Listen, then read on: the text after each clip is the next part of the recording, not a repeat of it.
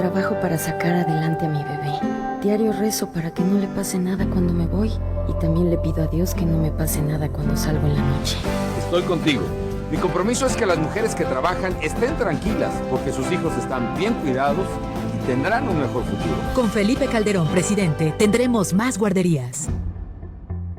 En este spot, como en toda su campaña, Calderón prometía cuidar de los hijos e hijas de los trabajadores mexicanos. Guarderías para todos, decía. ¿Pero qué tipo de guarderías estaba prometiendo? En 2009, el sistema de guarderías del IMSS tenía inscritos 204,169 niñas y niños en 1,568 guarderías. Pero solo 140 eran operadas por el instituto. El resto, más del 91%, era propiedad de particulares. El máximo garante del bienestar de las y los trabajadores y de sus familias subrogó un derecho fundamental, el cuidado de sus hijos, convirtiendo un derecho en un negocio de 8,000 millones de pesos al año.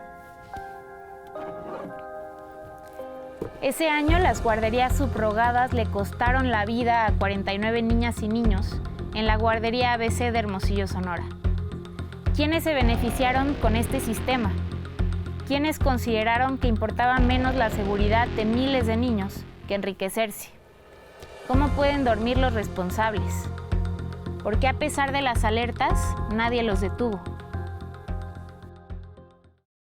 Entraron a mi casa y llevaron mi computadora. Estos medios tradicionales o convencionales. En esa época los medios se consideran más poderosos del mundo.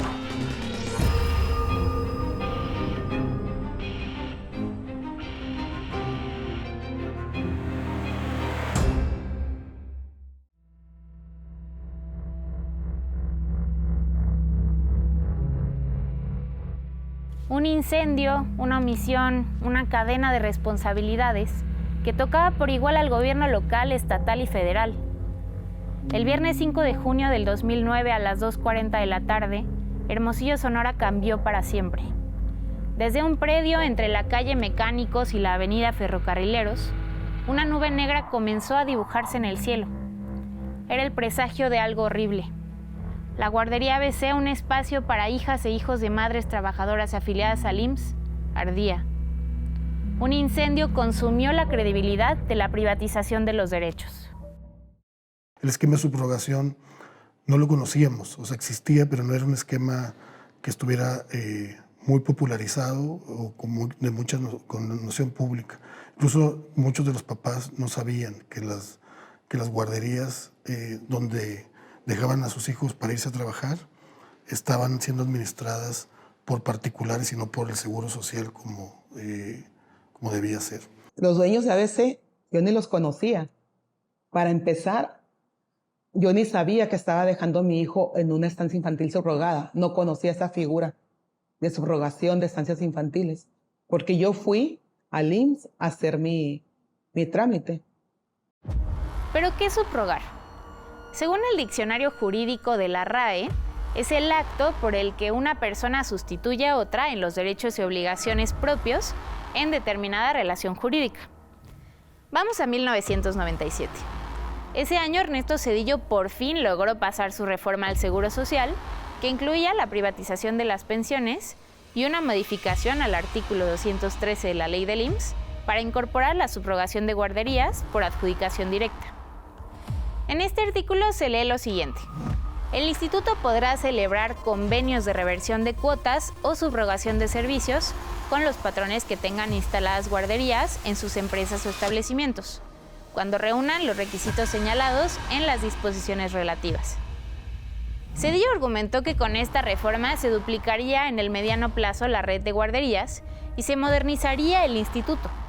Pero de acuerdo con el doctor Gustavo Leal Fernández de la Universidad Autónoma Metropolitana, en los últimos años del sexenio zedillista, la subrogación de estancias infantiles incrementó 98%. Para el primer año de Calderón, el aumento fue del 200%. Para quienes las administraban, las guarderías se convirtieron en un negocio millonario. El 11 de junio de 2009, investigadores de la Universidad Pedagógica Nacional publicaron una carta en el Correo Ilustrado de la Jornada. Los académicos calcularon lo siguiente, citamos: El Instituto Mexicano del Seguro Social paga en promedio 2,000 pesos por niño. En este caso, la prensa refiere que la guardería tiene 200 niños registrados. Las matemáticas no engañan, y eso arroja 400,000 pesos mensuales de ingresos. El personal que contratan como cuidadoras recibe entre 3 y 5,000 pesos mensuales. En el momento del incendio estaban 6 cuidadoras, pero concediendo que tengan 10 contratadas, esto supone un total de 50,000 pesos en salarios. Concediendo de nuevo, podemos agregar un excesivo cálculo de 100,000 pesos en manutención, que suman un total de 150,000 en gastos, lo cual arroja una suculenta suma de 250,000 pesos mensuales de ganancias para los 3 dueños registrados, entre los cuales aparece una tía política de la señora Margarita Zavala. El neoliberalismo, más que un sistema económico, es un sistema de creencias. Una de las más firmes creencias de este sistema es que lo privado es mejor que lo público. Bajo este argumento se privatizaron cientos de empresas del gobierno en los años 90 y los derechos pasaron a ser mercancías. Lo hicieron con la salud, con la educación, y los cuidados no fueron la excepción. En su momento lo dijo el presidente López Obrador. Las subrogaciones se hicieron con la idea de privatizar la función del seguro social. De paso, muchos salieron con tajada.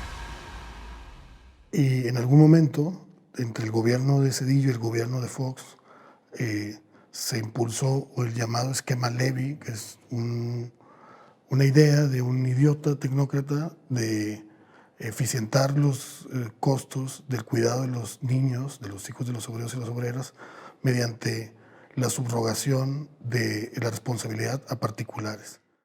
Paréntesis. Diego Enrique Osorno habla de Santiago Levy Algasi, exdirector del IMSS, quien introdujo el concepto de guarderías vecinales para reducir costos, sin la necesidad de legislar al respecto ni regularlas. Su creación fue posible a partir de acuerdos del Consejo Técnico del Instituto, ni legales ni legítimos, por cierto. Economista por el ITAM con doctorado en el extranjero. Qué raro, Levy es un orgulloso hijo del neoliberalismo. En 2005 se vio obligado a renunciar a la dirección del IMSS tras manifestaciones por todo el país en las que los derechohabientes exigían su renuncia. Ya desde ahí el planteamiento implicaba que si el costo que tenía el cuidado de un niño para el Estado, no me acuerdo las cifras exactas, pero digamos que era de 4,000 pesos, pues con el esquema iba a pasar a 1,800 o 1,500 pesos. O sea, había una degradación del cuidado desde esa política. Y luego la selección de esos beneficiarios, de esas personas que reciben la subrogación, no estaba ceñida a que tuvieran experiencia, que fueran maestros o que tuvieran experiencia en cuidado de niños, sino que sobre todo durante el gobierno de Calderón se volvió un negocio en el que muchos funcionarios de mediano y algunos de alto nivel pues invertían, o sea, invertían un dinero para abrir una guardería a la que nunca se paraban y recibían a cambio de esa inversión pues una ganancia mensual por un ahorro a costa de la calidad y del cuidado de los niños, y en este caso de la guardería, pues de su seguridad. El esquema de la subrogación fue una exitosa herramienta neoliberal porque privatiza los derechos, porque enriquece a los corruptos, porque depende de lo público para llevar dinero a lo privado. Todo a costa de la seguridad de los hijos de los trabajadores. En 2009, la regulación de las guarderías subrogadas era bastante laxa. No se especificaban las condiciones mínimas en que debían operar para garantizar la salud, la integridad y la vida de las niñas y niños.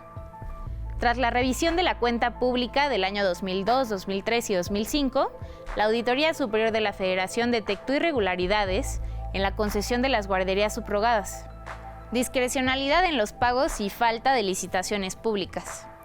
Desde entonces, la Comisión de Vigilancia de la Cámara de Diputados exigió al IMSS dejar de subrogar guarderías a quienes no cumplieran con el perfil idóneo ni contaran con el personal calificado para cuidar de las niñas y niños. Los padres confiaban en el IMSS, confiaban en la guardería, confiaban en el gobierno, y todos los traicionaron apostando por unos pesos con el bienestar de sus hijos. De las casi 1.600 estancias subrogadas del IMSS, solamente el 2% cumplía con toda la normatividad de protección civil y administrativa.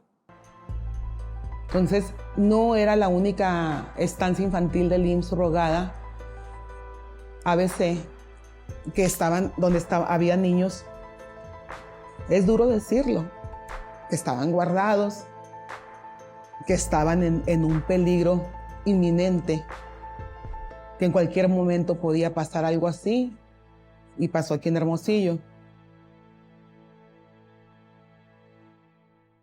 Ese día lo recuerdo que inició como un día rutinario, una rutina, la verdad, te lo puedo decir con el corazón a mano, amorosa. Nos levantábamos con gusto, con muchas ganas de empezar el día.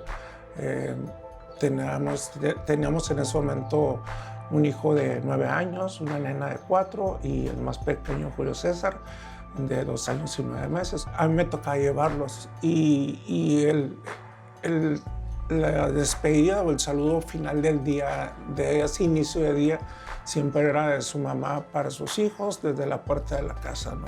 Siempre salía a despedirlos y ellos gritándoles cosas a ella, ¿no? Te amo, te quiero.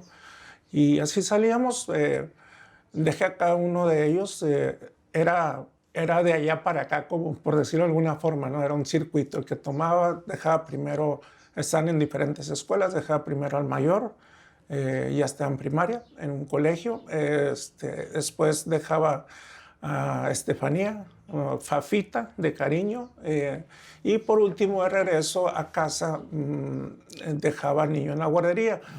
Interrumpimos la programación de Telemax para darle a conocer una lamentable noticia ocurrida hace apenas algunos minutos en esta ciudad capital, Hermosillo, Sonora.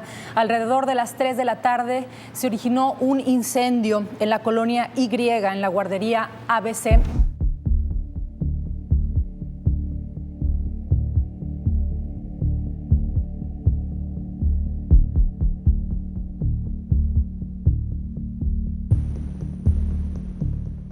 La guardería ABC colindaba con una bodega del gobierno del estado de Sonora. Ahí, entre documentos, placas y autos almacenados, empezó el infierno. El lugar no tenía detectores de humo, tampoco tenía alarmas. No cumplía en lo absoluto con la norma oficial mexicana que determinaba las condiciones de seguridad para la prevención y protección contra incendios en los centros de trabajo, ni con el artículo 213 que mencionamos al inicio. En esa guardería, apenas 14 maestras cuidaban a 153 niñas y niños, cuando todo se vino abajo. El caos se desató. Las 17 ambulancias disponibles no se daban abasto. Eran insuficientes para una ciudad que habitaban más de 784,000 personas. La Organización Mundial de la Salud recomienda tener 4 ambulancias por cada 100,000 habitantes. A Hermosillo le faltaban 14 unidades. Empezaron a trasladar a los niños como se podía, en autos particulares, en patrullas, en lo que hubiera. Ya entrada la madrugada del sábado, el desconcierto seguía. Muchos padres no sabían qué había pasado con sus hijos. La coordinación entre hospitales y autoridades era un desastre. 29 bebés menores de 5 años murieron en el lugar. 20 fueron hospitalizados en estado crítico, 28 con heridas graves. 76 pequeños quedaron expuestos al humo. 7 adultos resultaron lesionados. Esta tragedia pudo evitarse.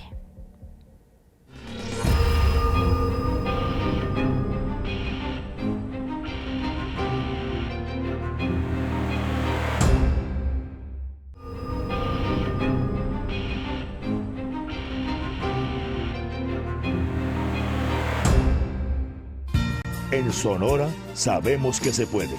Ya son 3 nuevos hospitales. Después de 30 años, Sonora construye 3 nuevos hospitales en Puerto Peñasco, Agua Prieta y Hermosillo. 2 años con una inversión histórica en salud. En Sonora sabemos que se puede.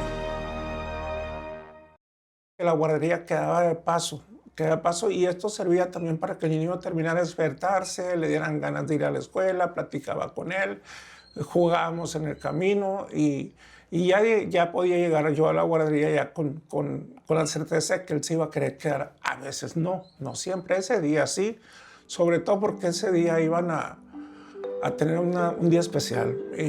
Iban a poner una película, iban a ver películas, creo que era para toda la guardería, iban a ver una película y lo que yo recuerdo que el niño me dijo que iban a ver una película de princesas y estaba encantado, pues en una edad donde todo lo que fuera caricaturas o películas de ese tipo les encantaba, les llamaba la atención, pero sobre todo iba fascinado porque llevaba palomitas. Era un devorador de palomitas. Se los llevaron a los hospitales más cercanos y cuando se empezaron a ver saturados se los llevaron a otro. Total que creo que todas las clínicas privadas y públicas de Hermosillo estaban atendiendo a niñas y niños de víctimas y también adultos a los que resultaron lesionados. De hecho, puedo decirte que sin vida, o sea, de la guardería a cualquier hospital que me quieras mencionar de Hermosillo, sin vida llegaron al menos ya 22 niños y niñas, ¿no? O bien iban a lo mejor 18 y 3 o 4 más habrán fallecido en el trayecto, ¿no? Fue una tragedia que desbordó todo lo que se pudiera operar, es decir, rebasó por mucho a los cuerpos de emergencia, rebasó por mucho a la oferta de servicio médico que pudiera haber en Hermosillo. No estaba preparada la ciudad. Yo creo que ninguna ciudad pudiera haber estado preparada para ello, ¿no?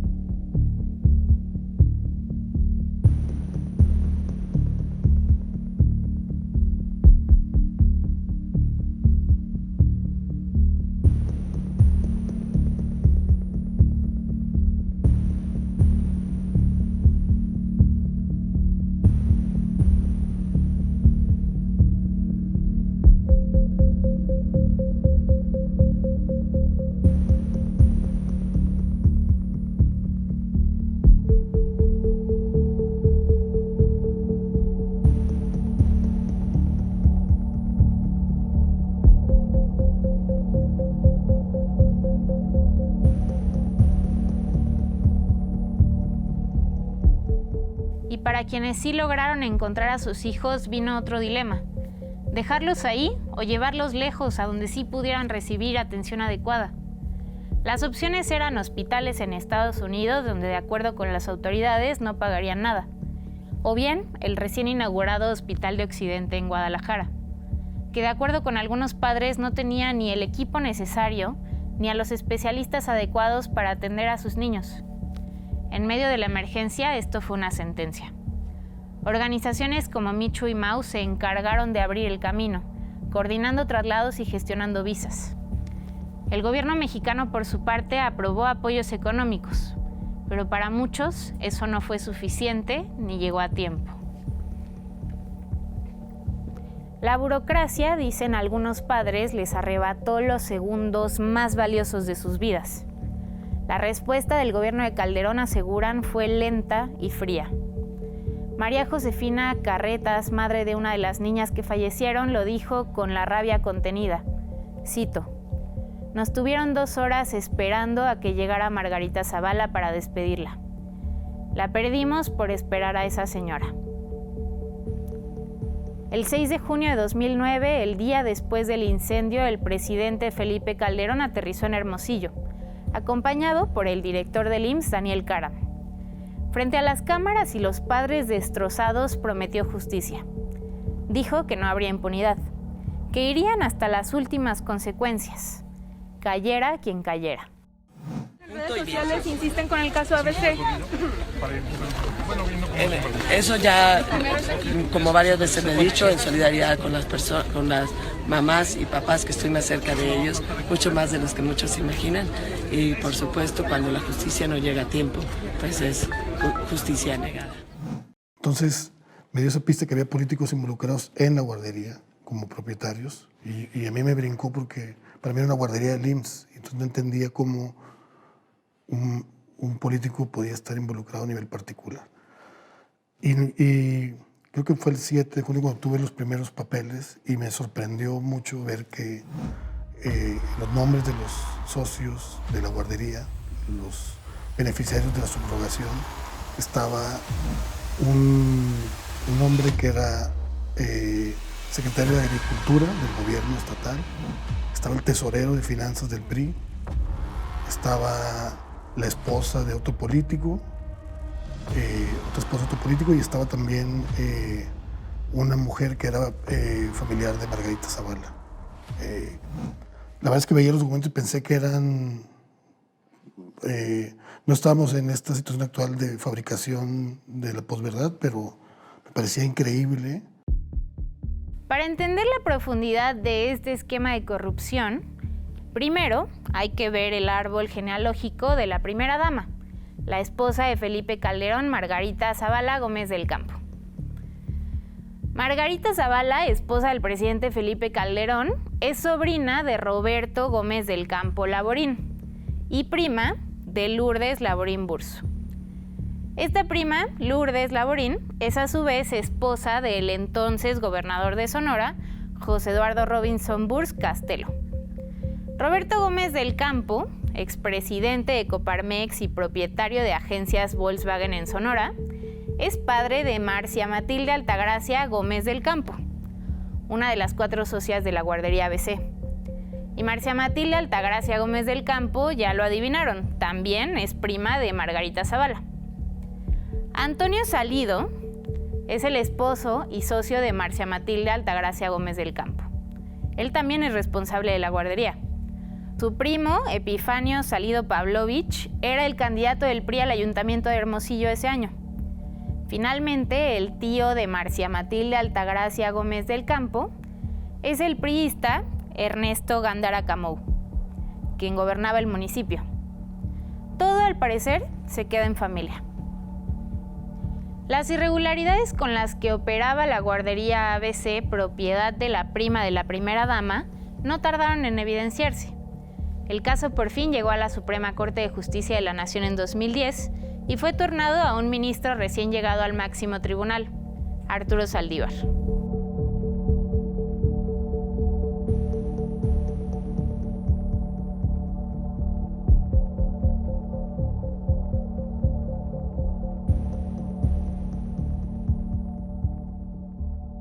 En la Corte, el ministro Saldívar recibe el caso, tenía muy poco de haber llegado, y de manera sorprendente, la verdad, para ese entonces,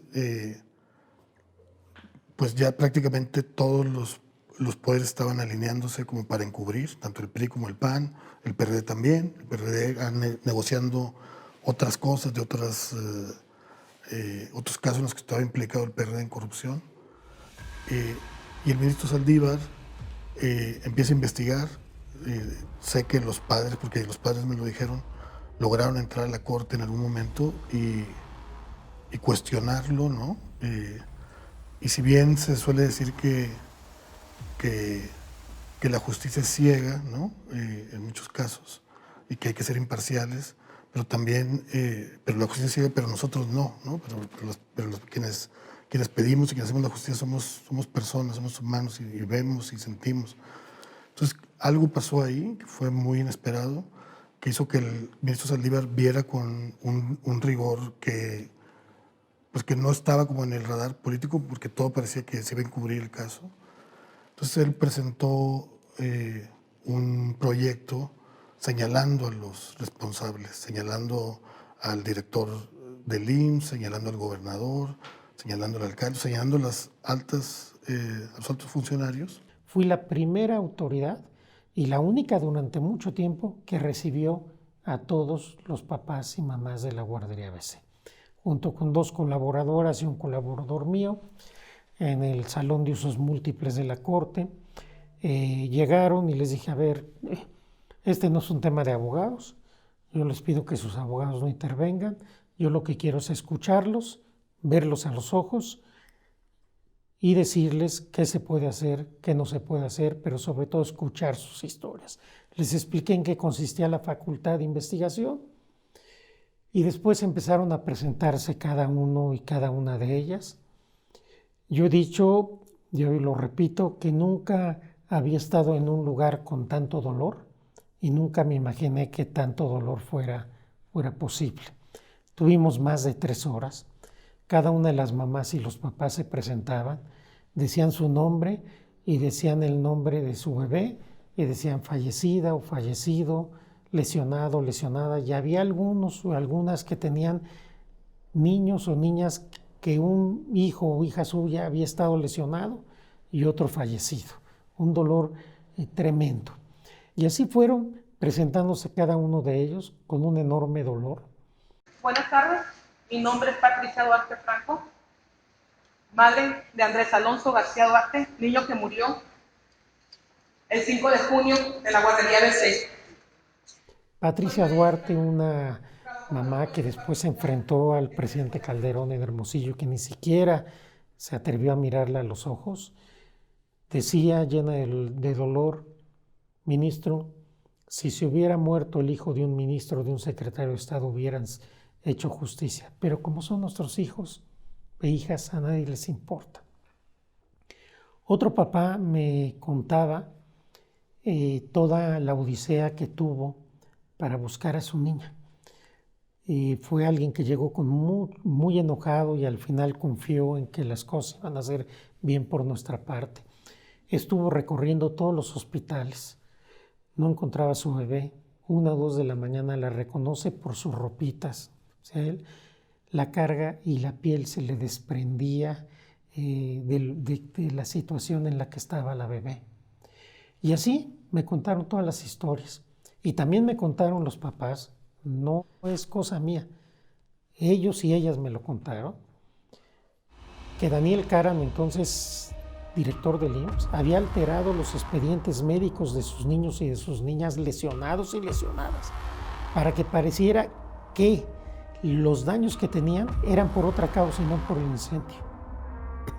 Me contaron también que llegaron aviones de Sacramento, California, para llevarse a los niños y a las niñas a un hospital especializado en este tipo de lesiones, y que para no hacer el caso más grande, el gobierno de Calderón impidió que esos aviones salieran con niños y niñas para ser tratados en un hospital de alta especialidad. El proyecto del ministro Saldívar era claro. El Estado mexicano, en sus 3 niveles de gobierno, tenía responsabilidad directa en la tragedia. Este fue boicoteado por Felipe Calderón. Y en el centro del encubrimiento, el nombre de Marcia Matilde Altagracia Gómez del Campo, prima de Margarita Zavala y una de las dueñas de la guardería subrogada ABC. La tragedia tenía culpables dentro de las esferas más poderosas del país, y los responsables trataron activamente de ocultar sus crímenes. Saldívar lo relató tiempo después: gritos en su oficina, vigilancia dentro de la corte y presiones del secretario de Gobernación, Fernando Gómez Montt, el tercero de los 5 que tuvo Felipe Calderón.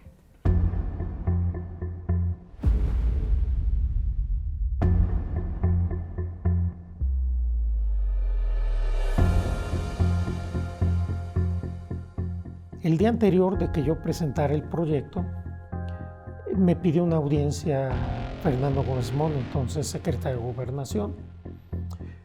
Yo me sentí con un compromiso institucional, incluso hasta personal, de recibirlo, y creí que era lo correcto, pues decirle con claridad cómo venía el proyecto que yo estaba por presentar. Tuvimos una reunión que empezó muy educada, muy cordial, y fue subiendo de tono. Y en un momento dado me dice el presidente que no te apoyamos para esto.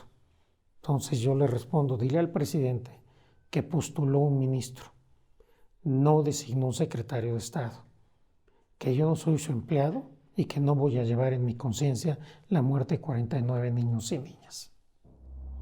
Y me dice: pero tienes 15 años. Sí, tengo 15 años, pero si yo hoy no hago lo que tengo que hacer, no sería digno de volverme a poner una toga. Yo no doy marcha atrás. Entonces terminamos casi a gritos, tuvo una cuestión muy tensa, hubo esta presión. Total, a mis compañeros les digo, mañana voy a presentar el proyecto. ¿Cómo vienes? Todavía no lo he terminado, mañana lo voy a presentar. Habían acordado en el pleno antes de mi llegada que se iba a subir a la página de internet de la Corte. Entonces le digo, oye, pues que se suba a la página de internet, perfecto, mañana se los presento. Y saliendo de esa reunión que fue en la oficina del presidente de la Corte, uno de los ministros me da una palmada fuerte en la espalda y me dice, no sé por dónde vengas, pero mucho cuidado con lo que haces. El proyecto fue saboteado de muchas formas, que seguramente él les contó. La más burda de todas, me parece, es que fueron dilatando la discusión y cuando finalmente la dieron, la programaron el mismo día de un partido de la selección mexicana en el Mundial de Sudáfrica, o sea, campañas en medios para decir que el ministro tenía problemas psiquiátricos, bueno, un montón de bajezas muy comunes en ese entonces. Ese día en la noche, con mis colaboradores más cercanos, firmo 2 juegos del proyecto, del dictamen. Y les digo, si mañana a las 8:30 de la mañana no estoy aquí, bajan un proyecto al pleno y otro lo entregan a la prensa. Porque la verdad en ese momento yo no sabía si me iban a dejar llegar. Afortunadamente no pasó nada, pude llegar, les entrego el proyecto. En ese momento algunos compañeros me dijeron, oye, qué bien, me hicieron saber que apoyarían. Y cuando sale el proyecto, de repente 2-3 días la prensa muy entusiasmada. Después vino la operación de Estado y empezó toda la prensa a pegarme hasta poner en duda mi estado mental. Es una cosa impresionante. Y claro, empezaron a cambiar los votos.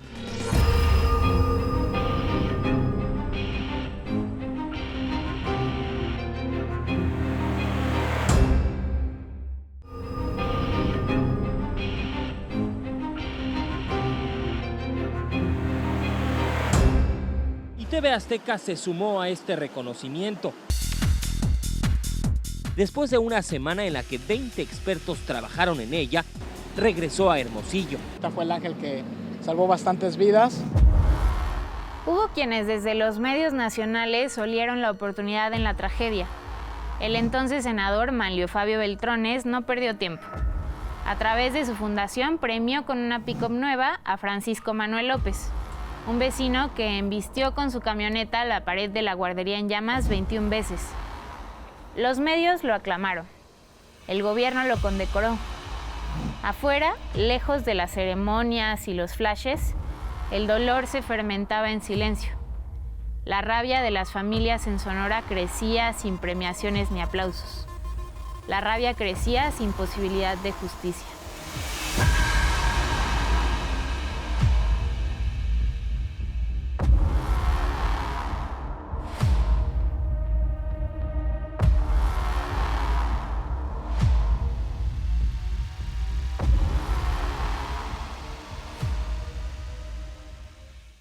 Había una parte de la prensa enfocándose más bien como casi pornográficamente en el dolor de lo que había ocurrido, de los familiares, perdón, de lo que había ocurrido. Y otros periodistas que estábamos pues más bien tratando de investigar por qué, o sea, qué había causado ese incendio, y no solo si el cooler o si los papeles o si la bodega, sino qué hay detrás de un acto como este. Yo he sido lector de periódicos, ¿no? Lo tengo que decir, hoy me da esta pena, ¿no? Creía en lo que decían los editores o las noticias, o sí, las editoriales del Imparcial y de otros periódicos. Creía en ellos, ¿no? O sea, o no analizaba más. Los primeros meses, los medios de comunicación, tanto locales como nacionales, incluso internacionales, pues estaban al pendiente. Estaban al pendiente del tema, lo siguen estando, pero ahora cuando sale algo que les interese, ¿no? O sea, ya son muchos años que han pasado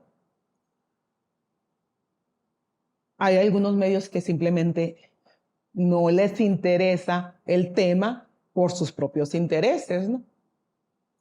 Entonces, hicieron su trabajo en su momento. Creo que bueno, no sé cómo pudiera yo valorar si es bueno o malo. Bueno, si pudiera, ¿no? Hay unos que si dabas una declaración te la cambiaban y todo eso, ¿no? Entonces, si se da cuenta uno de eso, o simplemente sacan lo que les conviene. Desde el día de la tragedia, la cobertura mediática fue desigual. Algunos periódicos siguieron puntualmente el caso durante más de un mes con primeras planas casi diario. Otros ni siquiera pusieron en primera plana lo que sucedió el día del incidente. Pronto la prensa dejó de publicar notas sobre los vínculos de la familia Zavala con la guardería ABC. Pronto se dejó de hablar también del negocio de la subrogación. Pasaron a primer plano los dimes y diretes entre el gobernador Burs y el secretario de Gobernación Gómez Montt. Nadie quería hacerse responsable y los medios que debían investigar y presionar para que se hiciera justicia comenzaron a enmudecer. Un año después del incendio, todo estaba prácticamente olvidado.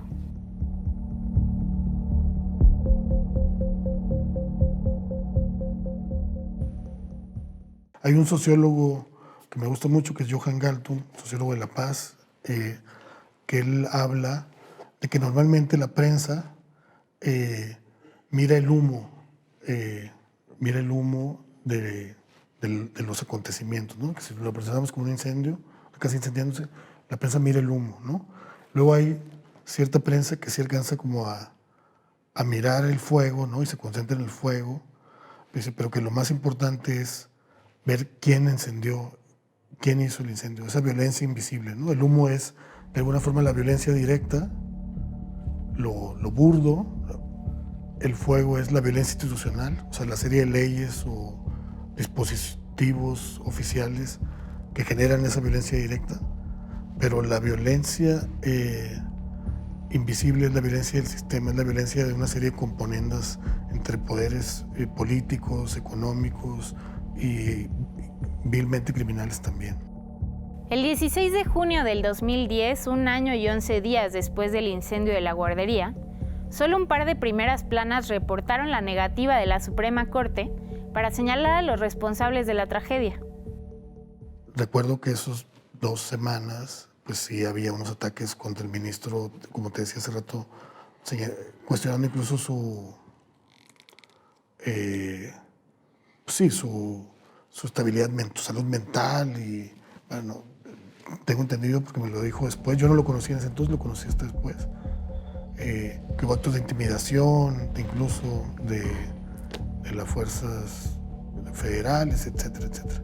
Otro factor también muy interesante, ya me acordé, son las redes sociales, o sea, 2010, 2011, o sea, son los años en los que Twitter, antes de que se volviera X y antes de que se volviera esta cosa tan espantosa con Elon Musk, eran como una válvula de escape. Entonces había muchas cosas que se podían plantear desde ahí para que la prensa corporativa no pudiera como ignorarlas o tergiversarlas tan fácilmente. Destruye familias, destruye proyectos profesionales, destruye proyectos de vida, en nuestro caso, de mi esposo y el mío, que tuvimos que retomar, nos desviamos de nuestro proyecto de vida para poder dedicarnos a prácticamente a litigar sin ser abogados, a empujar lo que debiera de garantizarse desde un principio y no andarse pidiendo y esperando la sensibilidad de parte de las autoridades para que se otorgue esa justicia. Entonces, es un camino muy difícil y que estoy convencida que todas las víctimas de México están pasando por lo mismo. De la negligencia, del dolor y del silencio de los medios de comunicación, nació la organización de las madres y padres, de gente a la que la indignación la movilizó, de activistas y de periodistas. En la Plaza Emiliana Subeldía se levantó un altar improvisado en memoria de las y los niños que ya no estaban. En medio de discusiones intensas con la participación de hasta 40 familias, como relata Diego Enrique Osorno en Nosotros somos los culpables, nació un grito colectivo, el Movimiento Ciudadano por la Justicia 5 de junio. Desde entonces, cada día 5 del mes, se convirtió en una fecha para exigir justicia. No todas las familias tomaron el mismo camino.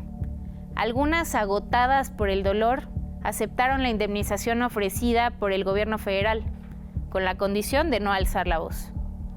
A 16 años del incendio de la guardería ABC, hay madres que se mantienen en la lucha, que documentan, que dan seguimiento, que siguen exigiendo justicia. Ha sido un camino pues muy difícil porque cuando pasa una tragedia así en tu familia, te voy a hablar de mi familia, de lo que es mi núcleo familiar, y estoy casi segura de que muchas familias pasamos por algo muy similar con sus diferentes particularidades. Pasa esa tragedia, te enfrentas a un sistema de justicia que no funciona en México. No lo digo yo, lo dice muchísima gente más con diferentes temas, ¿sí? O diferentes casos que son víctimas. Y tienes que empezar a buscar, ¿sí? A hacer acciones de diferentes trincheras, por llamarlo de alguna manera, para poder tener acceso a la justicia, algo que, según la Constitución, ¿sí? Debiera de estar garantizado. Sin embargo, en la realidad no es así, nada ha cambiado desde que pasó lo de ABC hasta hoy, que son casi 16 años de esto.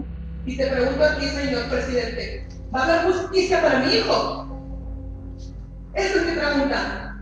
El sábado 28 de septiembre de 2024 se publicó en el Diario Oficial de la Federación un decreto que firmó el expresidente Andrés Manuel López Obrador, mediante el cual las víctimas del incendio de la guardería ABC recibirían una pensión vitalicia por lo sucedido el 5 de junio del 2009. Entre las medidas se indica que en caso de fallecimiento de la madre o del padre, el importe se transferirá en favor del hijo o hijos que le sobrevivan. También se otorgan becas para la educación de los niños y las niñas que resultaron lesionados de forma permanente, así como para aquellos que inhalaron humo o tóxicos producidos en el incidente, para que estudien desde la primaria hasta la universidad. De igual manera, establece el pago del consumo de la energía eléctrica que se genera en el domicilio de las víctimas, durante el tiempo que por prescripción médica requieran del uso de equipos para el debido cuidado de su salud. A pesar de las reparaciones, no hay que olvidar los crímenes que se cometieron, el silencio de los medios y la impunidad de los responsables. Ningún funcionario de alto perfil fue detenido. Solamente 2 exfuncionarios de bajo rango del IMSS fueron detenidos. Hasta hoy no han sido sentenciados. Había funcionarios, había gobernadores, o sea, había mucha gente, o sea, casi, no te puedo decir que toda la clase política, pero buena parte de la clase política tenía algún familiar o algún amigo vinculado a estos negocios de subrogación en el IMSS. Entonces, creo que la protección no fue específicamente para Margarita Zavala, sino fue una protección como de clan, fue un pacto pues, de impunidad, de todos cuidarse, al final de cuentas. Lo que me queda claro, que si eres gente no pudiente económicamente, políticamente, tu caso no se resuelve. Porque siempre he hecho la pregunta esta, si esas niñas, esos niños que murieron el 5 de junio del 2009 hubiesen sido nietos, hijos de las y los trabajadores de la Suprema Corte de Justicia de la Nación, no estuviéramos hablando en este momento. Pero pues eran hijos de trabajadoras, trabajadores, del proletariado, de la gente que sacamos realmente a nuestro país adelante con nuestro trabajo. La responsabilidad fue por un desorden generalizado en el sistema de guarderías. la UNAM nos presentó un estudio muy completo donde había un desorden generalizado, no solamente en lo jurídico, que no tenían papeles y todo, pero que es importante porque lo jurídico es para saber si se reúnen los otros requisitos, sino que no había el mínimo control. Por ejemplo, la guardería ABC. Dicen que estaba junto a una bodega, no es cierto. Estaba en una bodega que compartía con otra parte de la bodega que tenía toneladas de papel solamente separadas por una tabla roca. Estaba junto a una vulcanizadora y una gasolinería. Las puertas de emergencia no abrían hacia afuera, abrían hacia adentro y estaban todas bloqueadas. Pero eso mismo pasaba en un número innumerable de guarderías en el país. Entonces, esto pudo haber ocurrido en cualquier guardería. Y eso sí es responsabilidad de los directivos. Si un funcionario de un nivel más bajo comete un error porque no cumplió con la norma, él es el responsable. Pero si tú como director no checas que se cumplan en lo general la normatividad, que todo esté ordenado y todo es verdaderamente un desorden, no individual, sino generalizado, sí es tu responsabilidad. Porque si no, ¿para qué tiene uno un cargo público de ese nivel? Por eso hubo esta responsabilidad. No es la guardería ABC en sí la que genera la responsabilidad, es el desorden que provocó que sucediera lo de la guardería ABC. Esta investigación de los magistrados arroja, y así lo retomó Saldívar, arroja que hay un desorden generalizado en todas las estancias infantiles subrogadas del Instituto Mexicano del Seguro Social. Es decir, que la tragedia que nos pasó aquí en Hermosillo, Sonora, pudo haber pasado en cualquier parte del país.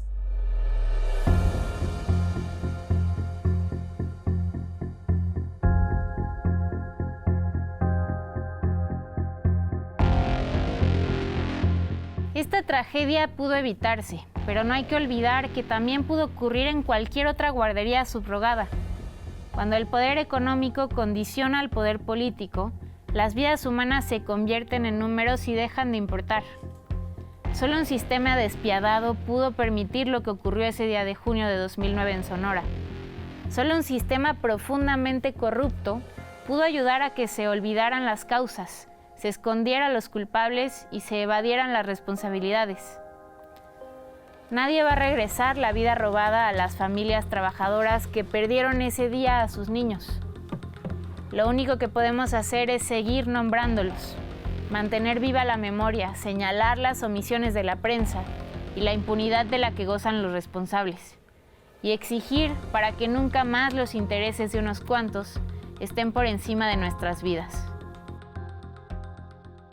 Me acuerdo que me buscaron incluso un funcionario que trabajaba en Los Pinos, meses después, para decirme que estaba muy apenado con él mismo, que estaba pensando en dejar la función pública, porque a él en algún momento le habían, en alguna comida, algún amigo, funcionario del IMSS, le había ofrecido meter 50,000 pesos para ser socio de una guardería subrogada, y que él había estado a punto de entrar y le parecía espantoso pues que se hubiera vuelto todo un negocio en la esfera pública, pues el cuidado de los hijos de los obreros, ¿no? Y las obreras. Nadie, absolutamente nadie, estamos exentos de eso, y es muy importante hacer conciencia social, ¿sí? Colectiva, memoria, para, en la medida de lo posible, nosotros como ciudadanía, aportar para que estos hechos y otros tantos más no vuelvan a suceder. Ningún padre, ninguna madre debería enterrar a sus hijos, ¿no? Decía Amartya Sen, premio Nobel, que una tragedia se convierte en una injusticia cuando pudo haber sido evitada. La guardería ABC es una injusticia porque pudo haber sido evitada.